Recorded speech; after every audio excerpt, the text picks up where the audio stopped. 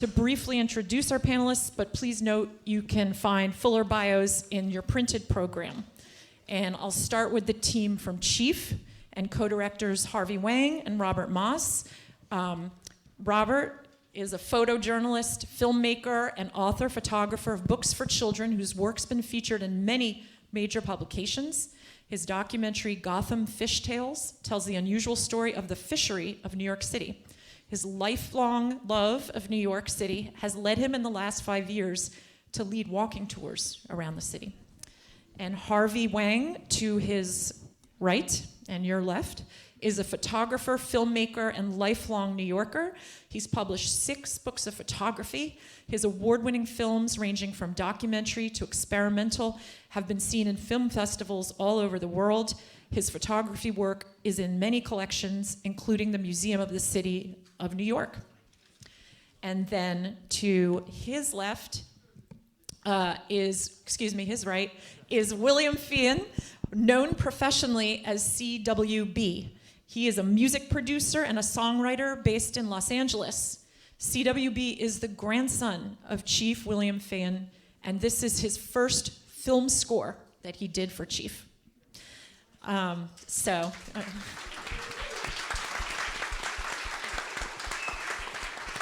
And then in the shadow of the Towers team, right all the way on the other end of the panel, we have director Amy Schatz. She's a director and producer of children's shows and documentaries whose work has earned multiple Emmy, Directors Guild of America, and Peabody Awards. She recently completed HBO's 2020 Emmy winner, We Are the Dream, The Kids of the Oakland MLK Oratorical, and The Runaway Bunny, a musical based on the children's classic. Additional titles include films for young people that explore some of life's big subjects, from climate change to the Holocaust to poetry and love, including Song of Parkland, The Number on Great Grandpa's Arm, the Saving My Tomorrow series, Goodnight Moon, Classical Baby, and 2 films about 9/11, What Happened on September 11 and In the Shadow of the Towers. We're also very honored to have 2 of the former Stuyvesant High School students featured in the film with us today. Elizabeth Liz O'Callahan is a family physician now. She was born and raised in Brooklyn, and she attended Stuyvesant High School from 1998 to 2002. And Carlos Williams is also a Brooklyn native. He graduated from Stuyvesant High in 2005. He began his career at Bain & Company, but in 2014, he opened DBC, a creative agency located in Lower Manhattan. And last but certainly not least, I'd like to introduce our distinguished moderator for this afternoon's conversation, Karen McMullen. She's a features programmer at the Tribeca Festival and the Doc NYC Film Festival. She's also director of programming at the Tide Film Center and screens for the Sundance Film Festival. She's a juror at the Pan-African and Bentonville Film Festivals, Black Public Media, and the Cinema Eye Honors. She moderates live and virtual filmmaker panels for all kinds of different festivals, and including HBO screenings, Hulu, and Women Make Movies. A post-production professor at Long Island University, she has picture and sound editing credits on features, documentaries, and short films. So please, won't you join me in welcoming Karen and our panelists to this conversation.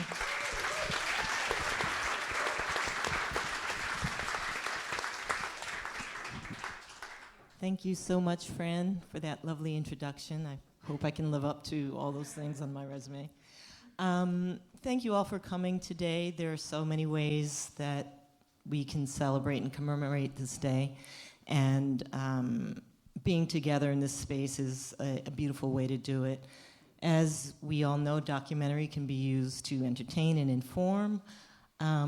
And on a day like today, we're using it to hold space and honor and celebrate and commemorate and pay tribute to the day and the people whose lives it touched directly and indirectly.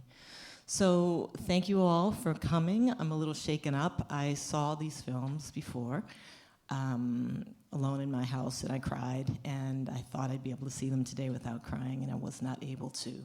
And that is a testament to the power of some really beautiful filmmakers.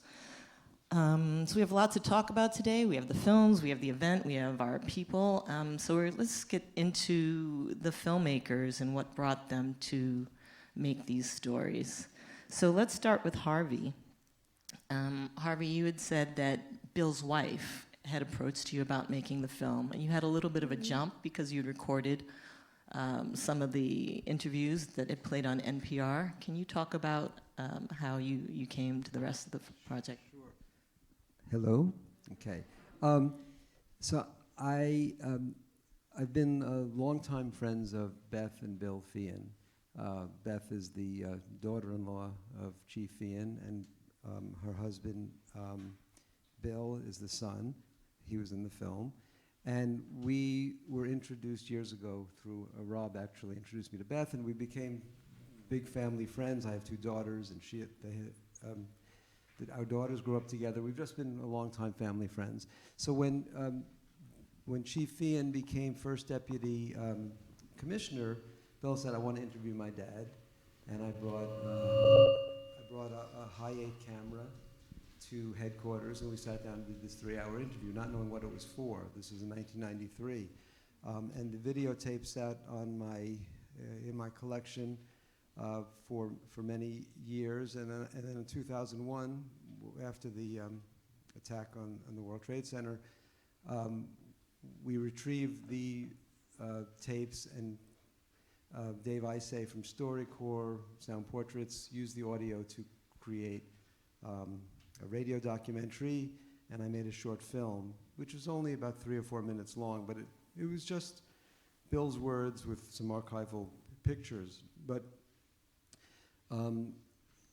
4 years ago or so, Beth realized that many of the people who worked with Chief Feehan and knew him were retiring or passing away, and we just wanted to get some other recollections, because he's a person that not everybody knows about, but he's a true hero. We just felt in this current time in history, we need to hear more about real heroes, not celebrities.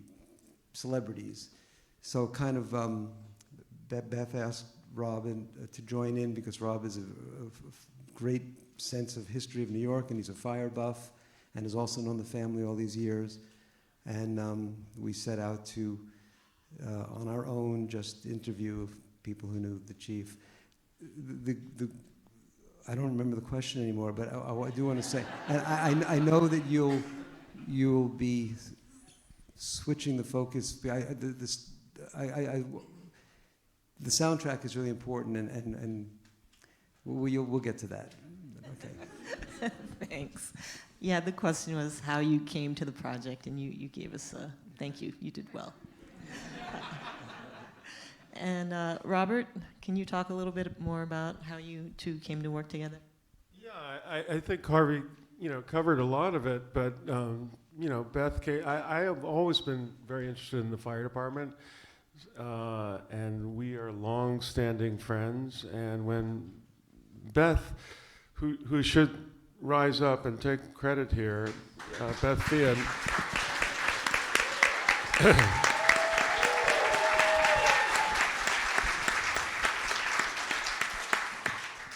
Beth came to Harvey and I and said, "I'd like to do a film about Chief Feehan for the reasons that Harvey described." And I think both of us said, this is going to take years, right? And she was a bit incredulous. But so we started, and we had Harvey's long interview, and part of the process really was trying to find the story in it. Because really, in the interview, Bill tells us his whole professional life story.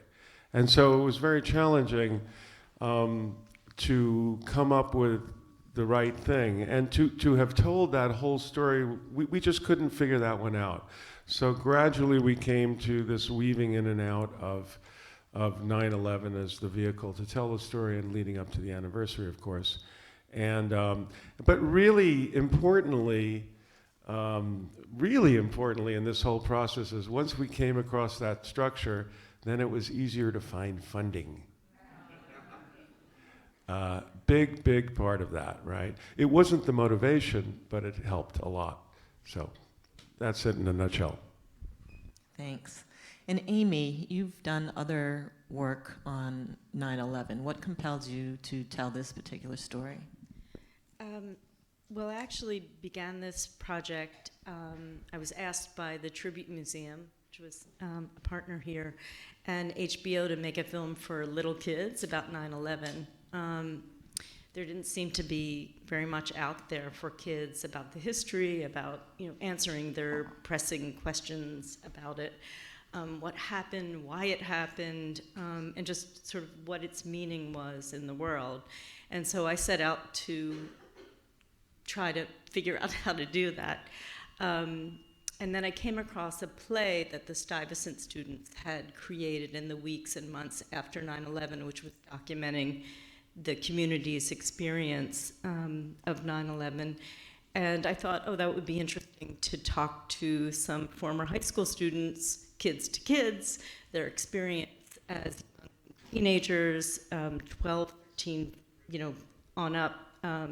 Teenagers, I'm sorry, would be, does this work? Hello?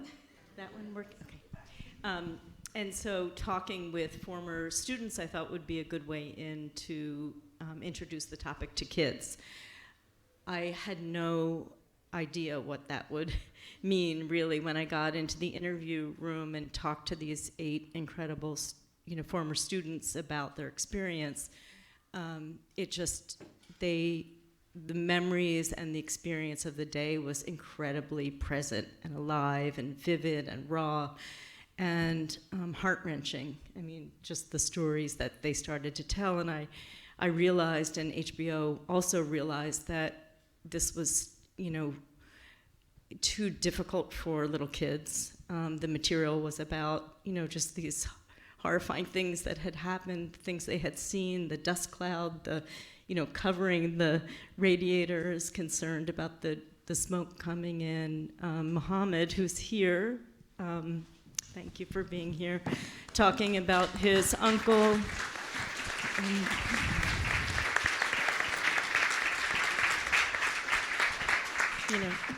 Just the stories that they all had to tell were so just visceral and present that it felt like there was a poignant second film to be made, not necessarily for little kids, but for a broader audience about, what happened that day and how it affected their lives, how it affected our world, and the traumatic, the traumas of the day and the racism that was experienced. So that's the origin. It was supposed to be a children's show, and it clearly couldn't, be that. And Carlos and Liz, why did you decide to take part in the film? Hi. Oh, okay.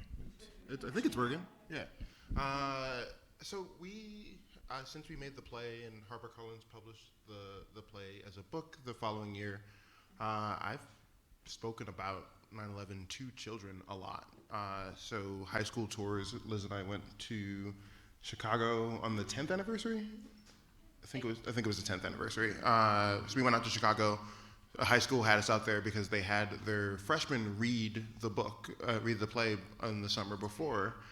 And so for me, as Liz was a senior and I was a freshman, so I was 14, and speaking to kids who were freshmen on that day and trying to relate to them, it was one of the most gratifying experiences that come out of this, but also one of the most challenging because they asked such interesting questions about how it affected your daily life and how it affected your high school experience. And so when HBO emailed the group, and Amy, I think it was just Amy, emailing the group saying hey, we want to make this with you, I was of course.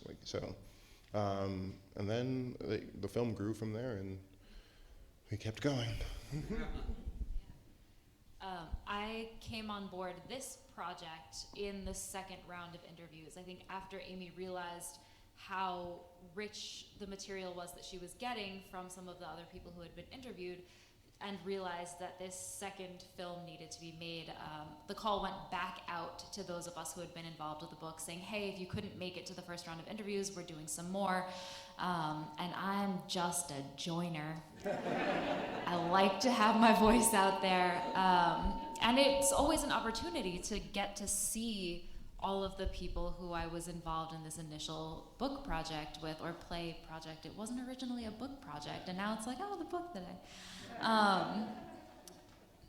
you should get it. It's called With Their Eyes. It's just re-released, a 20th anniversary edition. And yeah, it was an opportunity to get to see folks on the interview day, to see Annie, who I always love seeing. She was our faculty advisor for With Their Eyes. And I think you and I were interviewed on the same day. I saw Carlos, and just to touch base, you know, this community is kind of a touchstone. For like, hey, how you doing? You doing good? Okay, we're good. Kind of a feel. And William, how did you get in touch with these people? How did they know that you are a composer? Well, I've known these two my entire life. Like I said, they're family friends, so we've known them since I was literally born. But my mom, who I have to give total credit to, if you know her, you know, excuse me, she's a total badass. And her bringing this together was incredible. Like, she really put it together for our family, and it was really great that she did that. But it initially started with her wanting me to basically create the title song for it, which just didn't really happen just by nature of what the documentary is. And then I was really lucky because basically everybody, I'm his grandson, so the whole team was rooting for me to get it. You know, it's like so it was a great professional opportunity because I had the personal, I had people rooting for me, you know, so I was walked along by these two and the producer, Eddie Rosenstein, and it was just a great experience to be a part of that. You know, I have the same name as him, so that's been with me my whole life, and to kind of come full circle and be able to professionally and help tell that story was just incredible. What was it like writing and creating for something that was so personal to you?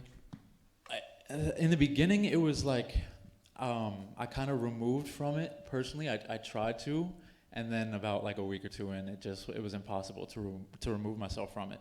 I kind of tried to look at it as, you know, this is just a job. This is just me. I'm doing what I do. I'm doing what I'm meant to do. But then it became so personal, and it was tough sometimes, but it was great. You know, it's like I was 5 years old when it happened, so it's not like I have this like wealth of memory of my grandfather. So this was a great, you know, opportunity to be close to him and have that experience with him, for sure. It's a great way to honor him. It's very nice. Definitely.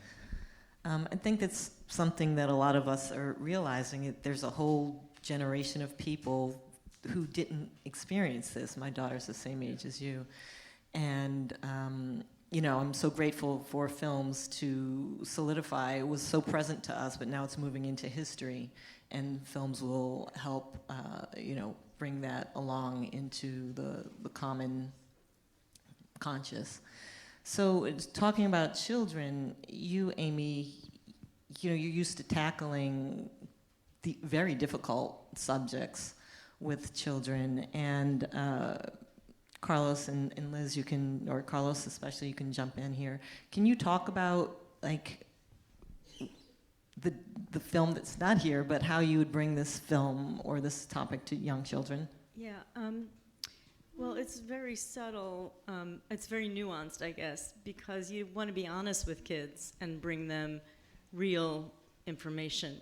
The other film is called What Happened on September 11, and I think that, you know, one of the things that I was concerned about in this material was things like the jumpers, but even more not being able to get home, like not being able to, and Muhammad's story about his father, Kathy's story about her mother smothering her with kisses.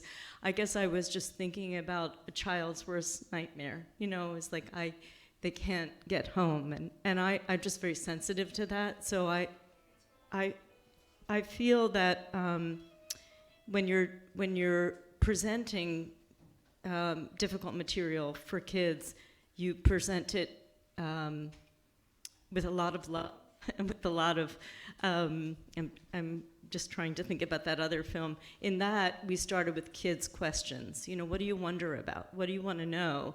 And then try to answer those questions. The kids wanted to know why. Why did this happen?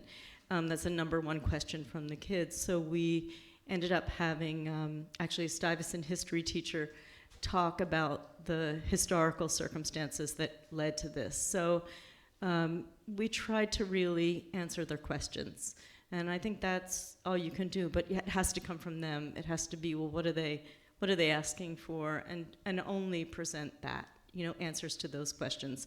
We didn't need to really go as far as people, you know, jump to their deaths. You know, that's not what they were asking. Anyway, but that's my top of my head answer to that. Yeah, I think Amy took some of my answer, because it's really answering questions. Like whenever I speak to children about it, or a colleague will tell their children that, you know, Carlos was there on 9/11, like you just wait for their questions and answer what you think they really want to know. So like you'll hear like, well, what did you do? And that's always like talking about our individual journeys home that day. Like I didn't get home until like 9:30, 10 o'clock after being all over the city and going point to point kind of that way. And especially when you're talking to children, you're just like, if you got cut off right now, how would you get home? And that's something that children relate to, and they try to problem solve in their head. And that's something that we never had to think of before, but became a routine part of my life afterwards. Like, all right, if everything stops right now, how do I get back to the place where I need to go? Or is there a meeting point that I'm going to meet my parents at? Like those kind of questions that you answer, and it's very unique to people that grew up in the post 9/11 world. But one interesting thing happened about a year and a half ago. I met children who grew up in Australia, and they found out, and their questions were completely different. It was more, why did this happen? Why did this happen to you? Why do you think this happened to you who was sitting in class quarter mile away? Like, why didn't it happen to us in Sydney? Like, those were the really interesting questions, and you start thinking about like the different perspectives of children now who will have never grown up in this environment. So many different angles to the conversation, right? And you know, we've been documenting and writing and talking about this since it happened. What do you hope that your films add to the conversation, Amy and Robert and Harvey? I mean, I could just say that you know, our story is about one remarkable guy, and that wasn't, and I think that the integrity that he shows is, you know, just one more person who is worth knowing about. But you know, I don't know beyond that what we're really trying to show. Well, he represents, through his persona, I think he represents the whole department. Yeah. And he also is someone, he has a, they allude in the film to his sense of, he knew history really well. He was a walking historical almanac of the fire department and the city, and we learned personally so much from him. But I think just by honoring his persona, his humbleness, his manner, someone said to me, in all of the 9/11 stuff, I haven't heard his name, and we just felt he really deserved to be memorialized for what he did and who he was and how he demonstrated leadership in his very humble, take the back seat kind of way. Can I just add, because it reminded me, I have this huge admiration for the fire department. So Bill, some people call him the fireman's fireman, or you call him that. And I think anybody that picks up on the tremendous professionalism and kind of calling of the fire department through the film, that would be a message that I would love for people to take from it. Yeah, can we just take a moment to give a round of applause to our first responders today?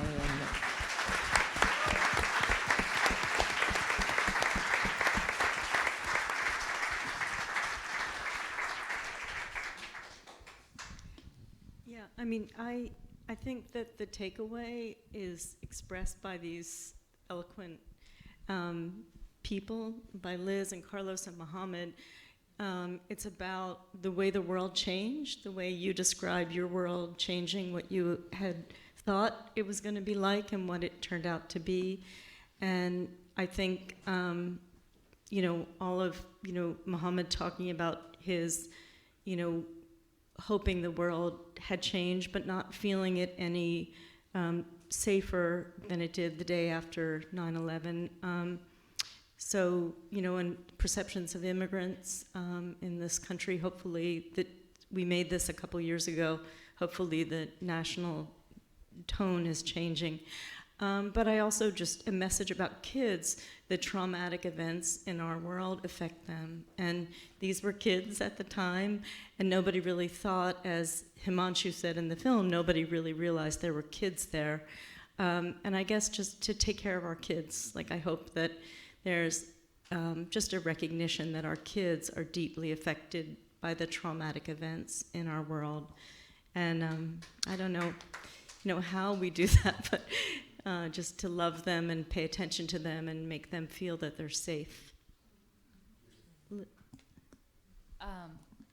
I think not just in terms of our film in and of itself, but I really appreciate that these two films were paired together today, because it really speaks to the fact that there is a first responder community, but there is also very much a survivor community. We get talked about a lot less. And one of my classmates, Lila Nordstrom, is one of the folks who really fought incredibly hard to get the survivor community included in the Victims' Compensation Fund, included in the Zadroga Act. And I think this film has an opportunity to remind people that there were folks who were downtown that something happened to, and that we are also deserving of care, and that we also have continuing needs. I know, Carlos, you were going to mention you may have noticed a flash of something at the end of our film, and then it got cut off. So one of the tougher things, I think, in a lot of our lives is the after effect of 9/11 on our health. And Catherine Choi, Kathy, to most of us, passed away in May of 2019 from stomach cancer at 32. And it's documented as a 9/11 related cancer. And Kathy was just like the most amazing person, and just a joy to be around. And of all things, she was really passionate about public health, and worked in public health for many years, and worked in bringing healthcare to immigrant communities, to poor people. And for this to happen to her, it should happen to no one, but it was just really devastating to our group. And so the film is dedicated to her. Most of the reissuing of the book is dedicated to her, but it really opened our eyes to our ongoing health needs. Like there's been quite a few cancer diagnoses amongst the I guess the alumni from 2002 to 2005 at Stuyvesant. Another person from Stuyvesant 05 was just featured in the Wall Street Journal. She's battling like the most aggressive form of breast cancer, and it's documented again as a 9/11 related cancer. So after the survivor community, who continuously went back to the school, some argue too early, and we were there for 1 to 4 years afterwards at the school, right next to a barge. The debris was still on fire until December of 2001. Later, January or February, it was still burning for months after we got back to school. So, yeah. So it really, like, the conversation hopefully can continue around health and mental health and physical health of everyone who was there. So I think that conversation needs to continue.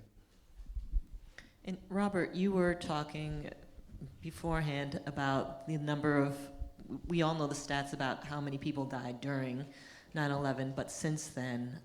Yeah, I don't know the exact number, but it's something like, so 343 firefighters died, and the number is over 170, so half again as many, 50% of that number have died since from cancers, respiratory diseases, and other things. And actually, we filmed a dedication ceremony or a 9/11 ceremony at headquarters where there's a big plaque of the names of the people who died in the incident and many names, spaces for added names. And they continue to be added, a few at least every year. So yeah, that just confirms what you're talking about. So we know that the events on 9/11 unleashed many things, and among them, the more uglier aspects was this anti-Muslim sentiment that Muhammad talked about so eloquently in the film. Can you talk about, can we just give some space to that and talk about the lingering effects of that and how it seems to be coming back around with what is going to be an influx of Afghani immigrants? Just, we talk about the continuum there? I think Amy's film really brings it to the present with those anti-immigrant, those posters and pictures. We've just been, everything's been politicized, and just people are at each other's throats, and it's just, it's the same, it seems like this, it's not gotten any better, it's just been made, it's part of the politics of our day. I don't know, it's so resonant, the fact that Afghanistan just happened, it's 20 years later, and we haven't gotten very far. Seems like it's still a raw, open wound in the society. Yeah, I mean, I agree that it's spoken about very powerfully in the film. I think, not to cut off the conversation about that, but the one thing that really struck me in the end was this sense of community that was found at the school, and this sense of unity that and of taking care of each other. And I don't know if you still feel that way, but that was sort of offset this horrible sense of the other, was like, let's embrace each other, let's bring each other together, lift each other up. Is that still your feeling together? It's weird that your high school friends, at least in New York, right? Like, a lot of us leave New York and go to college somewhere else or move on, and you have access to so many people, but the high school friends that we made are like my best friends, right? Like, they're the people who uniquely understand me the most, and they are of every color, from every origin. I mean, Stuyvesant leans heavily immigrant, so you know that immigrant experience, and my parents are immigrants, and so you relate there. And I'm like, I think everyone's fiercely protective of everyone else at Stuyvesant, right? So like, when someone's calling out and disparaging someone for being a Muslim, I'm gonna step between that person. And just in the same way, if someone's calling out and saying something because I'm black, like, they're gonna be the first people to step between the aggressor and me. And so I don't like teachers do, Stuyvesant teachers who are still there do talk about how different our classes were. But yeah, like, it's not something that we saw a lot of, because once you got to the building, that was your space. I think for a lot of us who were at school there, who did have that experience of coming together as a community, it was really heartbreaking for us to see the national response and to see the extent of scapegoating that was going on, and the extent to which we were used as an excuse to justify things that we didn't necessarily want to see our country do. And to have this odd juxtapositioning then of like a sense of community, sense of outsider from the rest of the general American public, sense of ownership of this event when the rest of the nation also felt a lot of ownership over this event, and trying to negotiate that space and what that meant for us, but also what it meant for who we could be or should be in terms of making ourselves public, which is part of why I participate in things like this. And so seeing community break down around us and rebuild with such strong walls between sort of segments of our own society and our own nation has been really, heartbreaking and hard to see the ways in which we are a part of it sometimes and the ways in which we've failed to keep it from happening.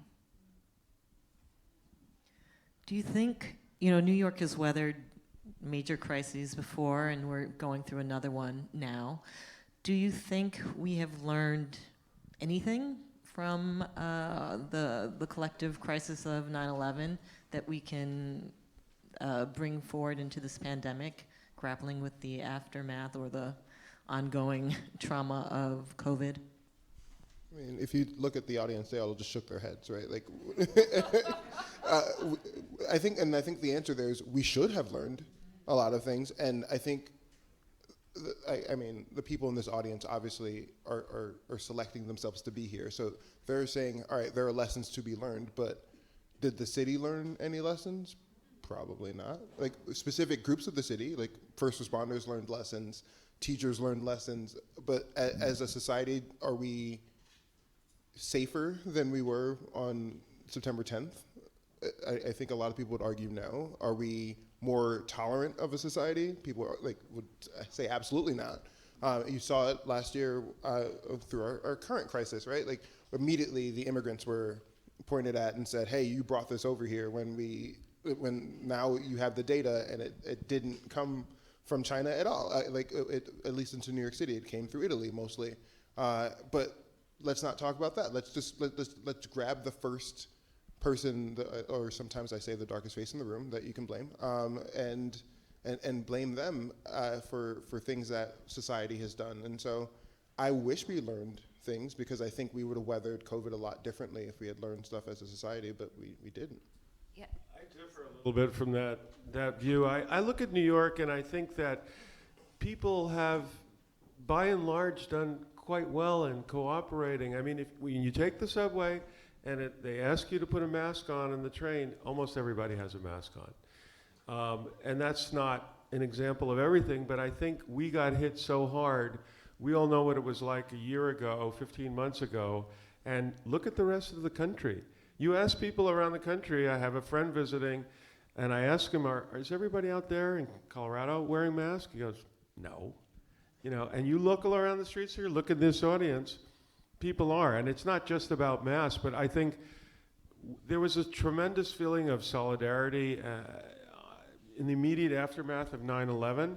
And I think that we are, we're tough, we're contentious, we're argumentative, but I think we rose pretty well to the occasion of what we're experiencing now, and particularly compared to the rest of the country. I want to say that in basically my entire lifetime, tolerance has been at the same level since right after 9/11. It hasn't, I agree with the fact that it hasn't shifted drastically enough for there to say that there's been such an improvement. It's been talked about as long as I can remember, and it's not like in 2021 there's this huge leap forward, so that's only my own personal testament that I can give to it, but it's also, I feel like, if there is major progress, it's in such small pockets, it's in such small segments of a collective society. So as a whole, I'm not sure there has been major improvements. Might be very cynical, but that's just what I think. I think about New York too. It's not news that if you can make it there, you can make it anywhere, right? Like, New York has always been tough. New York has always been a city that bonds together in disaster. And the fact that we have to have such drastic disasters for that to come out also says something, right? I mean, we wear masks because we had just down the block a tent hospital in the park, right? Like, how many other cities can say they got hit that hard? Of course, Colorado's not masking up. They don't have that. What blows my mind is that Houston's not, and they do have that. Like, that blows my mind. But, you know, to speak to sort of the lessons, I think some of the lessons that were learned were the wrong lessons. We learned that we can scapegoat, and hey, it looks okay to a lot of people. We learned that we can get power through pointing at somebody else. Those are not the right lessons, but they've turned out to be true. Yikes. But Donald Trump was defeated. Depends who you ask.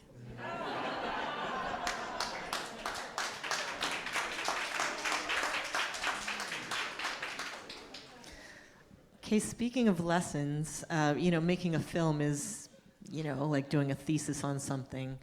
Can you talk about lessons that you learned during making the film? Takes a lot of time. And I always say filmmaking is a team sport, and no one person's responsible for its success, and you get to work with really talented people. We have our editor is here, who I attribute who did an amazing job putting this together, and he Freddie Moraes. And one thing that's kind of cool in this day and age of modern filmmaking is our editor lives in Mexico City and was able to edit the film while we worked with him very, very closely. And that was a pretty new experience for me, but it worked out really well. What? And Eddie? And we had two, our producing team, aside from Beth, was Eddie Rosenstein and Joe Schroeder. And we would have Monday calls every Monday for an hour for over a year. We would just get together and try to push the boulder up the mountain. But it's a beautiful thing about making films, is that you do get to work closely with a lot of talented people, passionate people. That's true. If there are any other members of the production team in front of or behind the cameras or for either of the film, can you stand up, please, just so we can acknowledge you?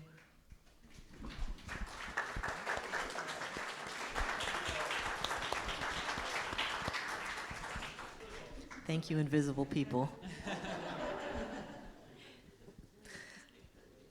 Amy? I think the takeaway, the lesson for me, had to do with simplicity. We ended up making this film out of 8 interviews and didn't actually go beyond. Is this working? Okay. So the film was really made in the edit room. We had 8 interviews that got cut out of the children's film, and we just strung them together, and they were really riveting. And I guess just that kind of simplicity of that, the human story, the human face, these beautiful faces, and that's what struck me, that you didn't need to, we didn't need to, it's not that we didn't work hard, it's that it was all in them, in their stories and in their interviews and in their faces, and it was all there. And we didn't really need to look beyond that. And we were able to assemble it really because their stories were so riveting and they were such beautiful thinkers and speakers. You did a great job with your archival material too, because we were in the weeds with all that stuff too, and we know you made great choices. Right. Well, the other thing that was a real gift is that one of the Stuyvesant students, Ethan Moses, was a photographer, and he had sent us contact sheets full of photographs that he had taken of school life. So a lot of the photographs were not exactly the taken in the moments that we had used them for, but his beautiful photography was a real gift, and he was right there with you. Yeah. Well, I will say that you all elicited the level of authenticity and vulnerability you elicited from your subjects speaks to your work as directors and engendering the trust that you need to have with your subjects. It's a very touchy subject, and you handled it with grace and elegance, so thank you. I applaud your finesse there.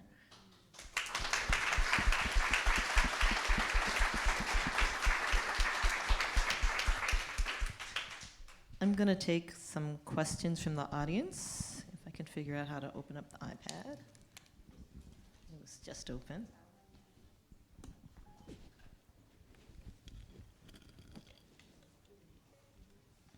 Oh dear, can you send, Fran, can you resend that last question, please? Yes. Siri hates me.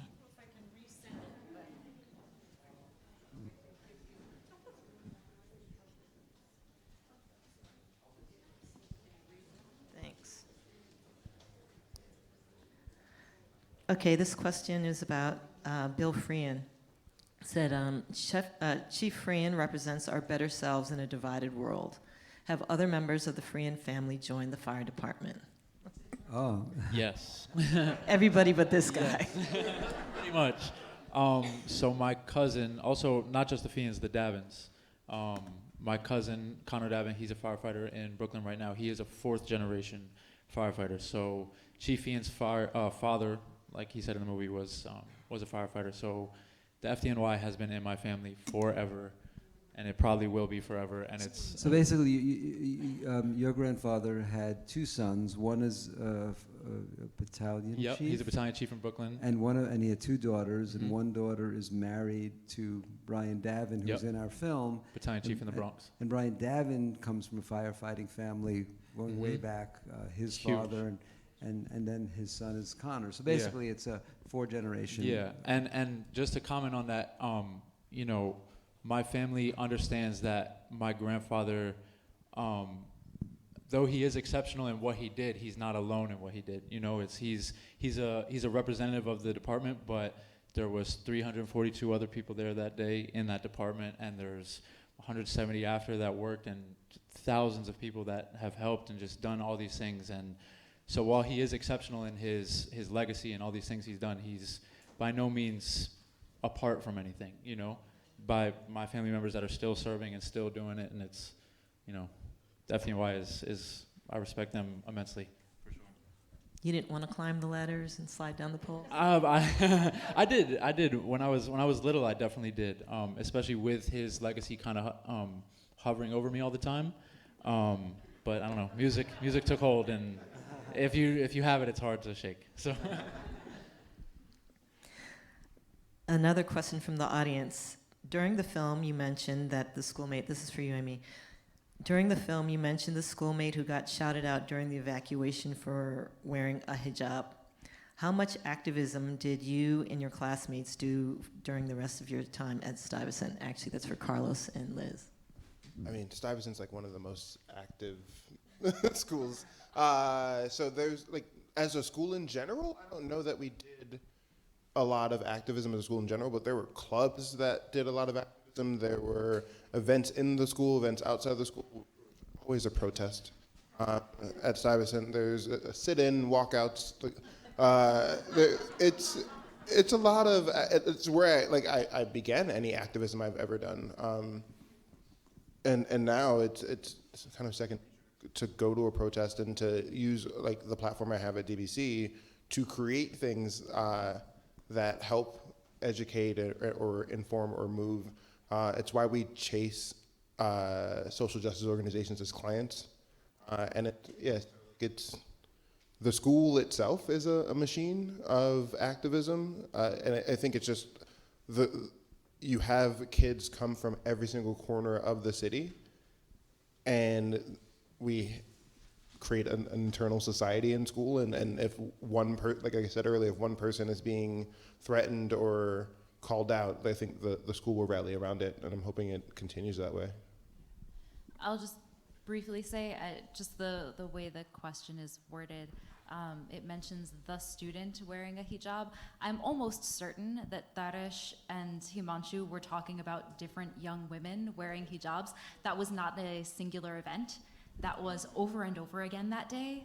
Young women who we went to school with who happened to be religious and wore hijab were called out, were insulted, they were identifiable, and they were identified. And yeah, I mean, I'll just second what Carlos was saying. It's a very active student body. It's a passionate group of people who are both passionate and very understanding that our passion, when put onto applications, looks really, really good. So you put those two things together, and you get a lot of activism, both as students at Stuyvesant, but then afterwards as well. I was very involved myself in anti-war activism. Liz, if the physician thing doesn't work out, you can do some stand-up comedy. You're very, I actually started off in educational theater. There it is. Okay, so before we close out, we know you all culled through hours and hours of footage to bring us two very taut, I'm glad that wasn't mine, two very taut half hours of film. But if you could just leave us with an anecdote of something you really wanted in the film, something that was left on the cutting room floor, or Robert, from you do tours of 9/11 Memorial. Give us a little fun fact or a story we haven't heard. So, as I said, Chief Feehan was a font of historical storytelling, and I remember one story he was. He was talking about when he was at Ladder 3. Firehouses are famous for being good chefs. The firemen you cook their own meals and they live there like a family. But when he was at Ladder 3, they were right across the street from Luchow's, which was a famous German restaurant near Union Square. And this is the early '60s. And he said that they would they had 4 buckets, Army surplus buckets, and they'd bring them to Luchow's, and they would fill one with soup, one with a vegetable, one with meat, and a dessert, and they'd bring these pails back to eat. And then at 11 o'clock at night, they'd go to the automat, where they would, when they cleaned out the windows with the sandwiches and the pies, the firemen would get all of that. So I just think in that story, Luchow's and Horn and Hearted Automat are like icons of American history, and he just seemed to embody, embrace, and kind of share these great anecdotes about these places, and something that, stood out to me. There were so many stories when Bill told his life story, and we tried to incorporate this one in a whole different way of structuring the film, but he was in Bill was in the fire patrol before he was in the fire department, which is sort of an allied organization, but not quite being a fireman. And he was at a very famous fire where it was called the Valentine's Day Fire in Worcester Street in what at the time was known as Hell's 100 Acres, which is now Soho and Tribeca. He was literally blown out of a building. 4 people died in the fire. Went down, the loft buildings, how steep the staircases were? He was knocked down 2 floors, 1 floor and 2nd floor, did not know how he made it out of the building, and survived. And, he became what he became. So I only relate that these little twists of fate of who lives and who dies can make a tremendous difference in all of our fates, because he became the great leader that he was, having survived that before his career even ever started. Amy, is there anything that you'd like to share? Well, we filmed the play that they had created, current students delivering it, and it was just fascinating. It became actually its own little film, so we weren't able to incorporate it. But I guess the one regret I have is that I didn't know Kathy was sick, and I would have liked to talk to her about that and include that story of one of the other effects of 9/11 on these students was the physical story, and some of the the struggles and that outcome. And so we finished the filming and then finished the film, and I learned about her illness. But I can't go back in time, but I just regret not having been able to tell that story. There's so many other films to be made. That's another film to be made about this subject. It's an ongoing story. I don't want to end on a downer, but the play actually is a real inspiration, and they're releasing a new edition of the play now, which can be read and enjoyed. I think you mentioned it, but it's very worthwhile to take a look at it. Well, I'd like to thank you all for coming. You've been a great audience. Thank you for spending this very important day with us.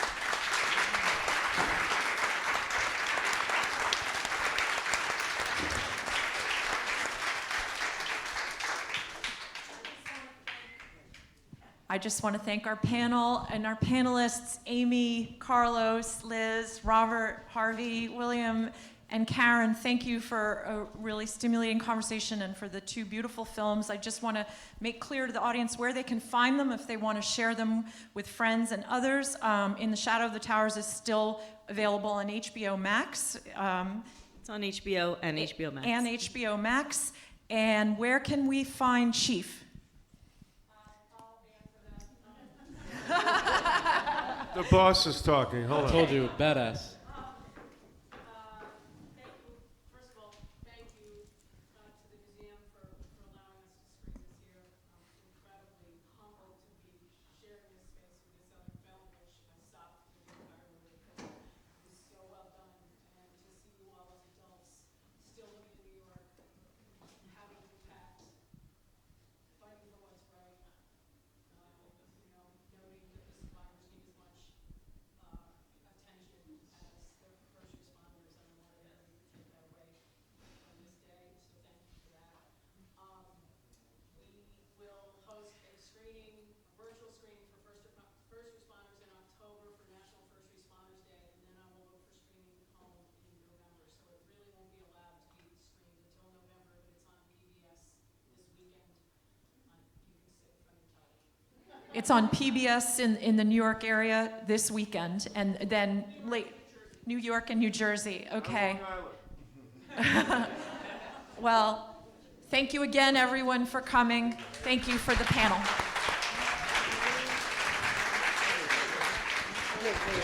Yeah.